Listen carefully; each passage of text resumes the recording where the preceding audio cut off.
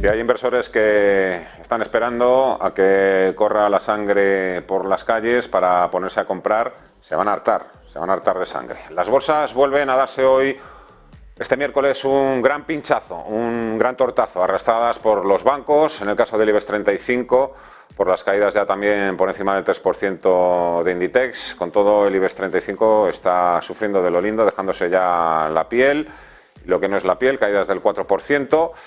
Y bueno, los analistas siguen reiterando que hay muy poco paralelismo entre los bancos europeos y los norteamericanos, pero las alertas siguen ahí, como vemos, bien activadas hoy por un nuevo capítulo en el desastre de Credit Suisse. Estamos al principio del final de Credit Suisse, pues nadie es adivino, pero todo apunta en esa dirección una vez que el principal accionista, el Banco Nacional Saudí, ha dicho que ya no dará asistencia a su banco. Así que empiezan a abandonar ya los accionistas el barco y, como se suele decir, tonto el último. Caída del 23% para las acciones de Credit Suisse. Los bancos europeos y los españoles están sufriendo también de lo lindo. Caídas, por ejemplo, del 10% en el caso de Banco Sabadell. Los demás tampoco es que vayan mucho mejor. Y bueno, pues vamos a ver hasta dónde llega este terremoto de Credit Suisse, hasta dónde se van a expandir las ondas sísmicas.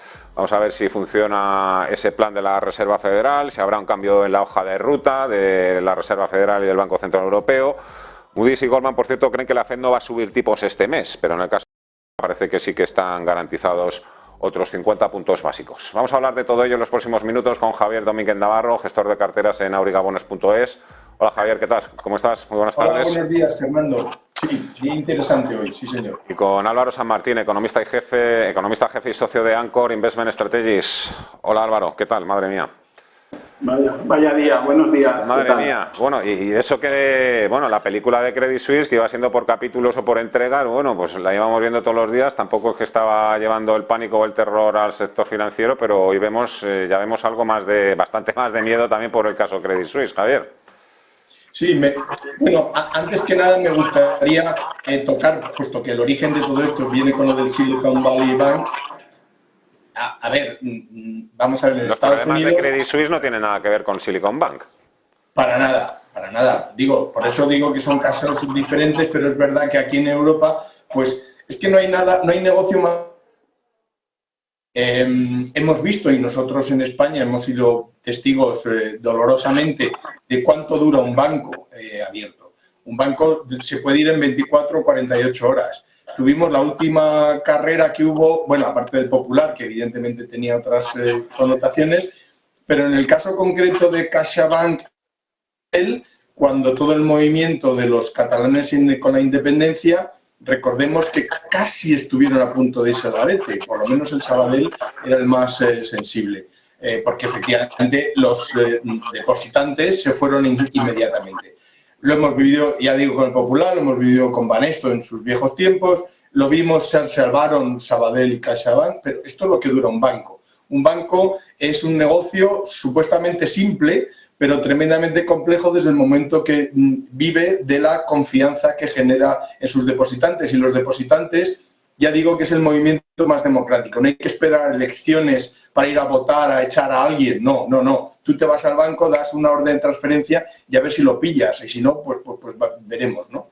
Entonces, en el caso concreto de Estados Unidos, pues que se lleva hablando mucho, pues mira, en el 2018 hubo un cambio de régimen en el cual solo los bancos por encima de 250.000 millones en activos eran bancos supuestamente prioritarios o por lo menos sistémicos. Claro, hay 2.100 bancos de los cuales solo 10 están por encima de ese nivel. Quiere decir que ahora mismo hay 2.990 bancos que evidentemente no tienen el mismo nivel de sistemáticos o de sistémicos. Y por tanto, pues lo que está claro es que hay que revisarlos. Por supuesto, ni el SVB ni el Signature estaban dentro de ese nivel. Por tanto, bueno, pues esto es lo que ha ocurrido en Estados Unidos y además el hecho de que hubiera invertido en tesoros americanos, pues evidentemente es sencillamente no el riesgo y además era un banco que era un chollo históricamente, ¿no? Porque tenían casi 150.000 millones en depósitos que procedían de 37.000 clientes. Punto. O sea, Si tú divides eso, significa que el saldo medio de cada cliente era de más de 4 millones de dólares, el saldo medio. Quiere decir que era el banco chollo, porque en definitiva tenías muy pocos clientes con muchísimo dinero y con unos niveles de especialización tan supuestamente sofisticados que eran todos los tequis, que tampoco tienen una formación financiera suficiente. De manera que ha sido un cóctel explosivo que ha llevado a esta situación en la que ahora mismo la Fed... Lo que pasa es que ahora lo que hay que decir es que efectivamente la administración americana ha reaccionado súper rápido y ha dado las claves para defender su sistema, que es, señores, pongo en marcha un programa de manera inmediata por el cual aquellos que tengan bonos sustentando los depósitos los pueden descontar al nominal, que eso es la parte sensible. ¿Por qué? Porque el Silicon Valley lo que tenía era bonos del tesoro, pero evidentemente tenía unas pérdidas latentes bastante importantes que son los que le han producido su agujero. Bien, pues la administración americana ha dicho, señores, se ha acabado el problema. Si ustedes tienen tesoros o cualquier otro tipo de bono o de activo financiero, me lo pueden traer y yo le doy un préstamo al valor nominal de esos bonos a un año. De esa manera se reduce el problema de la liquidez. Bueno, pues eso es el caso de Estados Unidos, que hoy por hoy está más o menos resuelto. Va a haber una vuelta de tuerca, como no puede ser de otra forma, en la parte regulatoria, porque se va a acabar el cachondeo. Un poquito Y ahora tocaríamos la parte europea, que será Banco Central Europeo, seguirá subiendo los tipos. Esperaros, no os adelantéis tanto a los acontecimientos, que me queréis hacer un resumen rápido de todo y aquí hay que ir con calma y por partes, como decía Jack. Enseguida vamos a echar números, precisamente. Mira, fijaros en lo que estamos viendo ahora mismo en pantalla. Los bancos europeos han perdido más de 120.000 millones de euros en capitalización desde el pasado 8 de marzo. Las calculadoras están que echan humo. Recuerdo también otras cifras que se han publicado a lo largo de los últimos días. Entre el viernes y el lunes pasado, la banca mundial se descapitalizó en más de 460.000 millones de dólares y solo las caídas del lunes pasado en la banca española se esfumaron más de 11.000 millones de euros, que habrá que sumar a todo lo que está perdiendo hoy la banca española, que también está sufriendo hoy de lo lindo, insisto, con caídas ya que rondan el 10% en el caso del Banco Sabadell, 7-8% en Bankinter, Santander, etc. Enseguida vamos a hablar también, Javier, del tema de los bonos estatales, porque hay algunos analistas que dicen que en el peor de los escenarios, los bonos estatales, estos que están libres de riesgos, son los que pueden convertirse en auténticas bombas de relojería en el balance de los bancos. Pero antes, por ir completando ya también, quería conocer la opinión de Álvaro sobre el tema Credit Suisse y un poco todo el tema de tensión financiera que estamos viviendo. Álvaro. Bueno, yo creo que Javier lo ha resumido muy bien, la verdad, ¿no? O sea, es verdad que es que el miedo ahora es libre y justo, claro, cuando pasan cosas de ruido, pues obviamente cuando había ya cosas débiles como Credit Suisse, pues se junta todo y es normal que ahora en días como hoy, digamos, domine el miedo y todos o mucha gente se ponga en el escenario peor y cuando te pones en el escenario peor, pues digamos cualquier tipo de escenario es susceptible de empeorar, ¿no? Entonces, bueno, yo me quedo un poco lo que decía, lo que ha dicho Javier. O sea, yo creo que la situación realmente del SVB, del Silicon Valley Bank, era bastante específica de ese banco y otros cuantos, como decía Javier, que no estén regulados y hayan hecho esas burradas de tener depósitos muy inestables y bonos a largo plazo sin cubrir el riesgo de duración, bonos a largo plazo comprados a rentabilidades muy bajas que luego, claro, han subido, ¿no? Entonces, a mí esa situación, la verdad es que mirada desde un punto de vista objetivo, aunque en días como hoy la objetividad no cuenta, pues mirada desde un punto de vista objetivo no me dice nada sobre la solvencia o el negocio del BBVA, por ejemplo, ¿no? Son cosas que en realidad no tienen nada que ver. Y también en ese sentido pues es positivo la reacción rápida de las autoridades americanas, ¿no? Dicho esto, como digo, pueden surgir más ruidos, habrá que ver si hay bancos en situación similar o no. Yo no creo desde luego que sea la generalidad del sector financiero americano y ni desde luego del europeo, ¿vale? El problema que hubo en 2008 es que las cosas que empezaron a salir eran significativas en el sentido de que se parecían a las que todavía no habían salido y había un problema general de solvencia en el sector bancario que empezó a explotar por algunas entidades en particular, por las más débiles, ¿no? Pero había un problema general de solvencia y de exceso de endeudamiento y de poco capital. Ahora no estamos ahí, ¿vale? Y por tanto yo, si tuviera que apostar, pues vamos a ver unas semanas, no lo sé, pues de mucha volatilidad, tendremos que ver cuántas entidades caen más pero para mí, desde luego, lo del banco americano no es sistémico. Lo de Credit Suisse, pues como tú decías, Fernando, al principio no tiene nada que ver con lo del SVB, ni nada que ver tampoco con la situación general de la banca europea.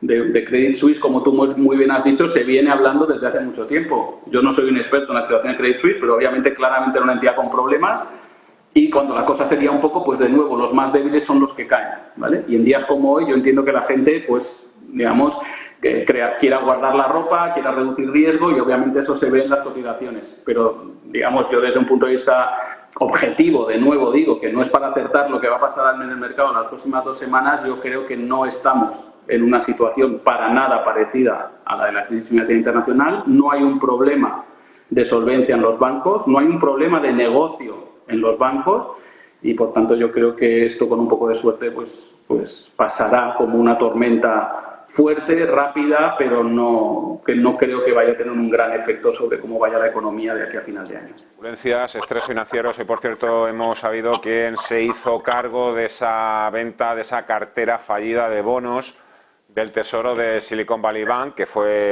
ha sido Goldman Sachs, con esa pérdida que se ha tenido que apuntar en su balance Silicon Valley de 1.800 millones, que fue un poco, pues, el detonante, ¿no?, de toda esta situación. Quería preguntaros, Javier, ¿por dónde crees? No quiero ser cenizo, ni aguafiesta, ni agorero, ni nada por el estilo, pero claro, hay que identificar bien por dónde puede venir los riesgos. Tú controlas muy bien el mercado de bonos. Hay analistas, eso, insisto, que dicen que los bonos pueden ser tóxicos ahora mismo en el balance, en las carteras de los bancos, si no cumplen con sus obligaciones para amortizar el capital y empieza a haber una retirada masiva de depósitos. Bueno, no hay banco que aguante una retirada masiva de depósitos, sinceramente. O sea, no, por muy bien que tengas tu asset and liabilities, por muy bien que los tengas, por muy bien que lo tengas el riesgo distribuido, si hay una carrera de depositantes, las cosas duran 10 minutos. Pero hay que pensar que después de la crisis del 2008, en Europa, los bancos están hipercontrolados. Es decir, la capitalización, los tier 1 de todos los bancos, todo el sistema financiero está muchísimo, por supuesto en España, como nadie. Y luego ya el resto. Estamos perfectamente capitalizados en España. Hay que recordar que con el gobierno de Rajoy, el señor Guindos en concreto, redujo el ámbito bancario, que estábamos en cerca de 100 bancos, entre los bancos y las cajas, se ha reducido a un puñado de 8, si no son 7. De manera que ha habido una superconcentración bancaria que lo que ha hecho ha sido precisamente reducir todos los niveles y capitalizarlos todos de manera bastante estable. Quiere decir que ahora mismo en España nos podemos sentir muy cómodos con nuestro sistema bancario en la medida de lo posible. Pero lo que pasa es que esto, el flight to quality, es que es inevitable. O sea, tú tienes dinero en un fondo o en un banco que empiezas a oír hablar de él y te vas, y directamente te vas. Por eso te digo, el sistema financiero dura lo que dura. Si tienes en la cartera bonos, pues efectivamente, bueno, pues si además los bonos, teniendo en cuenta esta gran fractura que ha habido, que veníamos de tipos negativos y ahora están en altamente positivos, pues evidentemente las carteras no se han ajustado. Dicho eso, la banca nacional aquí en España tiene de deuda del Tesoro español a largo plazo, que son los bonos y obligaciones, del saldo total tiene solo un 13,5% del saldo total emitido, que no es poco. Estamos hablando de más de 150.000 millones. 150.000 millones es dinero, ojo. Pero lo que pasa es que... Perdona, Javier, las pérdidas latentes por esa cartera de bonos soberanos europeos asciende a 15.000 millones. 1.000 millones es un... Pérdidas latentes, hablo, ¿eh?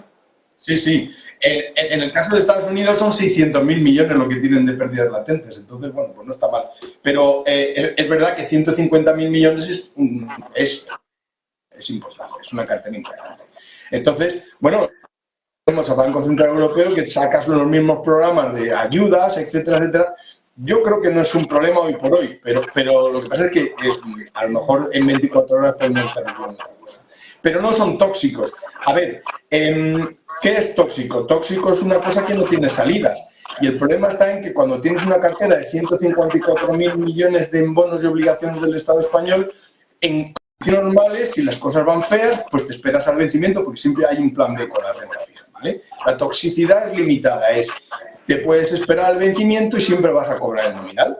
Cuando hay problemas y de repente hay carreras y corridas de depósitos es cuando te ves forzado a tener que deshacer la cartera y entonces pero sea una cartera de bonos y obligaciones de AAA, AAA, cualquier cosa que tú tengas que vender deprisa, sea lo que sea, un diamante o la bolsa, te va a costar dinero. Bueno, pues esto es la situación real. En caso de que no haya carreras de depósitos, esa cartera tiene un valor de 154.000 millones realizables el día en que vence, ¿de acuerdo? Si tienes que venderlo muy deprisa, pues vale menos, lógicamente porque tienes que vender deprisa y entonces ya sabemos lo que ocurre cuando se vende deprisa. De manera que toxicidad es previsible, esta cartera es previsible, está basada en un rating, hay un montón de parámetros que hacen que una cartera de renta fija no sea mala. Lo que pasa es que no nos olvidemos que está sujeta a los tipos de interés. No, si al final el peligro puede venir por donde menos te lo esperas. Claro, aquí ya decía antes Álvaro que el miedo es libre. Claro, pues ahora mismo que sobre la mesa, no sé, mercado hipotecario, sector inmobiliario, préstamos apalancados. Que no quiero decir que esto vaya a saltar por los aires ni que vaya a venir al Armagedón, pero... No sé, yo insisto, me parece lo que acabas de decir, la definición de que el miedo es libre, ¿no? O sea, esto, por supuesto que podemos imaginar todo tipo de escenarios. Aquí lo que ha pasado en ese banco en particular es que se han comprado bonos públicos perfectamente solventes, como decía Javier. Lo que pasa es que se han comprado cuando las rentabilidades eran casi nulas o muy bajitas, ahora han subido y eso vale un poco menos, ¿no? En el caso, cuando tienes mucho de eso, como ese banco, pues tienes un problema. En el caso, tú mismo acabas de dar la cifra, Fernando, o sea, 15.000 millones de pérdidas en el sector bancario español. Es que eso, en fin, que es un dinero, pero no pone en riesgo la banca española, ni su solvencia, ni nada parecido, ¿vale? Las hipotecas, pues las hipotecas dependerá más bien que se repaguen de la solvencia de los que han recibido el préstamo, no de los bancos. Y en teoría los balances, por ejemplo, de las familias americanas están infinitamente mejor que en la crisis financiera internacional. Entonces, yo sinceramente creo que, sé que esto es como clamar en el desierto, ¿no? En un día como hoy, y a lo mejor cerramos el día con el IBEX cayendo un 12%, ¿no? Sí, pero escucha Álvaro, yo hablo de pérdidas latentes que no se han materializado, eso sería en el caso de que vendiesen a pérdida su cartera de bonos, los bonos españoles, claro. Pero ojo, puede parecer una cifra insignificante, 15.000 millones para un país como España, pero es que la pérdida que se ha apuntado el Silicon Valley Bank es de 1.800 millones de dólares. 1.800 millones de dólares. Eso es lo que ha perdido con esa venta fallida de su cartera de bonos, lo que le ha obligado a vender acciones y ampliar capital, ¿no? Un poco... Porque no ha vendido, Javier, Fernando, porque no ha vendido. O sea, si tuviera que vender, las pérdidas eran mucho mayores y creo que ascendían al 90% del capital de ese banco. ¿Vale? O sea, ese banco tenía claramente unos problemas muy distintos, una situación muy distinta, insisto, a lo del sector bancario en general en Estados Unidos y en Europa. Y eso es objetivamente así. Otra cosa es que con el miedo, pues si todo está, que ponemos a quitar los depósitos, pues bueno. Pero vamos, yo insisto, la Reserva Federal va a dar liquidez a todos los bancos americanos contra colateral valorado a la par. ¿Vale? Eso quiere decir que el resto de los bancos que sean solventes no van a tener que realizar esas pérdidas, no las van a tener que realizar, ¿vale? Entonces, bueno, oye, que todos a partir de aquí nos volvemos súper aversos al riesgo, se para la actividad económica y tal, pues yo insisto, todo escenario es posible, habrá que verlo. El escenario puede derivar en situaciones negativas, por supuesto que yo no lo niego. Yo lo único que digo es que los fundamentos de la situación actual son muy distintos a los que propiciaron la crisis financiera internacional y que, por tanto, lo normal o lo más probable, en mi modesta opinión, es que este escenario no acabe derivando en nada tan fuerte o tan negativo como para llevar al mundo a una recesión ni nada parecido, ¿no? Y eso es un poco lo único que estoy diciendo, que los bancos están mucho mejor capitalizados, que la situación de Credit Suisse y de ese banco y de algunos otros es muy particular de esos bancos y no representa la generalidad del sector bancario europeo americano. Es lo único que estoy diciendo. Ya sabes que a mí me gusta también muchas veces ponerme en el papel de abogado del diálogo. Bueno, nos quedamos sin tiempo, pero bueno, también podríamos comentar algunas barbaridades que se están diciendo en Estados Unidos por parte de algunos, sobre todo grandes capos de los hedge funds, que dicen que esto de salvar a los depositantes es el fin del capitalismo en Estados Unidos y bueno, y todas estas historias. Pero bueno, no sé qué es lo que quieren. Ellos a lo mejor lo que les gustaría ver es un país en llamas. Pero bueno, y a todo esto no hemos hablado ni pizquita del Banco Central Europeo. Si nos llegan a decir el miércoles pasado que a fecha de hoy no íbamos a hablar del Banco Central Europeo, ¿de qué vais? Bueno, entiendo... ¿Puedo decir una cosa? Claro. Que lo que me ha gustado del sistema es que precisamente los clientes que tenía, esos 37.000 multimillonarios, eran los grandes adalides de evitar los bancos centrales, que las criptodivisas precisamente lo que hacían es que quitaban a los reguladores, etcétera. Bueno, pues ahora están todos...